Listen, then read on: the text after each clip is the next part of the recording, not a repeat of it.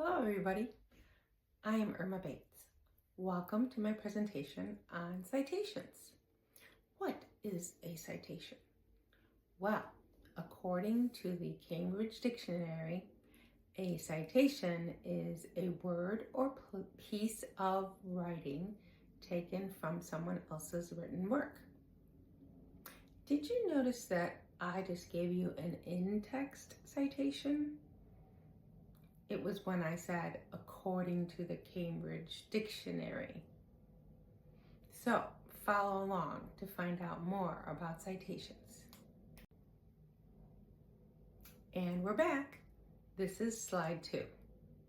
Before we go on, an article by Janice R. Walker called Everything Changes, or Why MLA Isn't Always Right, offers a much better definition than the one I just gave you of a citation. She mentions that the Columbia Guide to Online Style defines a citation as the practice of systematically indicating the origins and thoughts, ideas, knowledge, or words that one uses to author a report, essay, article, speech, book, website, or other work. Phew! Welcome to slide 3. Walker goes on to say that academic writers are held to the highest standards of source reliability. Thus, academic citation formats include information that not only helps a reader locate a given source and give credit to others for their work, but also helps a reader determine a source's credibility.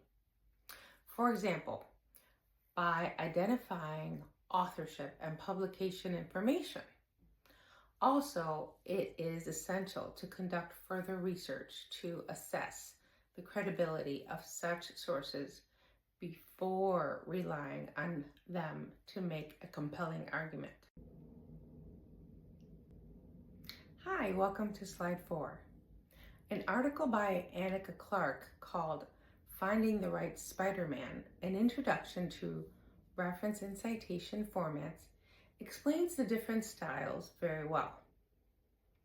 APA stands for the American Psychological Association, and it is primarily used in the field of psychology.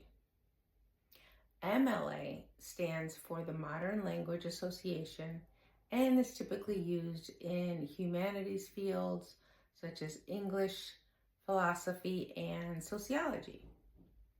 Turabian or Chicago is commonly used in history and fine arts. Welcome to slide 5. I really enjoyed the article by Clark because when her friend, who loves Marvel movies, did not let her know what a movie a particular quote came from, instead, her friend said, "You should know what movie." This indicates a hefty level of pride, or could even hint that she doesn't know either, or is just throwing around obscure information to make herself look knowledgeable. The author goes on to say that it's irresponsible and just plain rude, which I agree with. Dropping quotes without sources, names, or context is phony knowledge.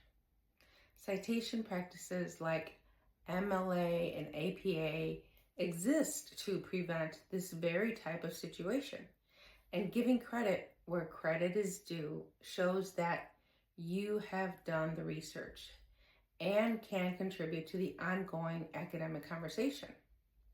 It proves you value and respect the exchange of knowledge and creativity. With so much plagiarism rampant worldwide, particularly in the age of the internet, it is imperative to cite as accurately as possible.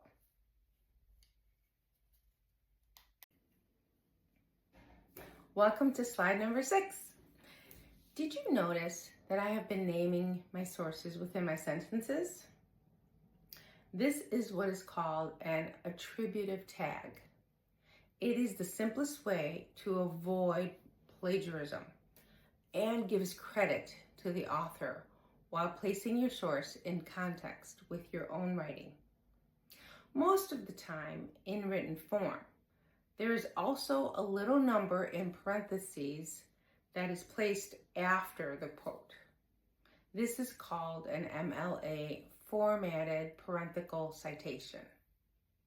It indicates the page number where the quote appears, marking its precise location.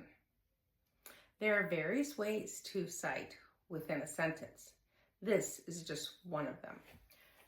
Before I end this slide, I should mention the description of what an attributive tag is from Annika Clark's article.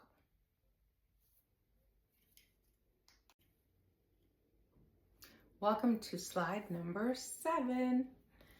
What is plagiarism?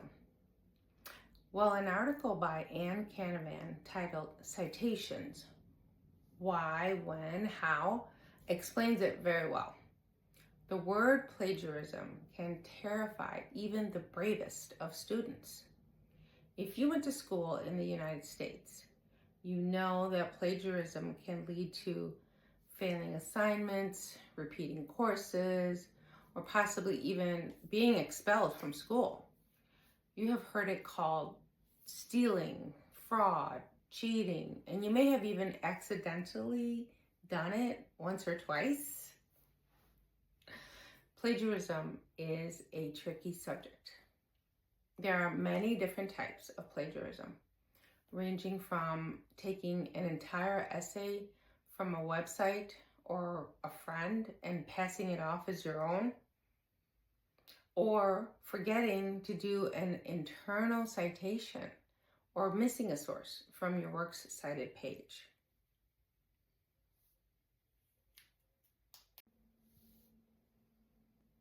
Welcome to slide 8. Canavan's article really explained why we use citations well, mainly because we view ideas and the expression of those ideas as a kind of property that can be owned and protected by trademarks, patterns, and copyright.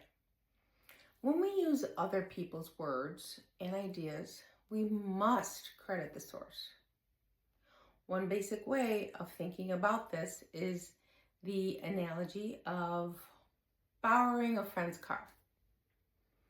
You would ask their permission first, and if someone asked if it was your car, you would tell them it's not yours, but your friend's. If you are wondering how to cite where the information comes from, the Purdue Online Writing Lab, or OWL, has excellent references to help you as you research, and lots of information on how to use MLA and APA, which are two of the most common citation styles that are used today. Hey, thank you so much for listening to me. I hope you all have a great day.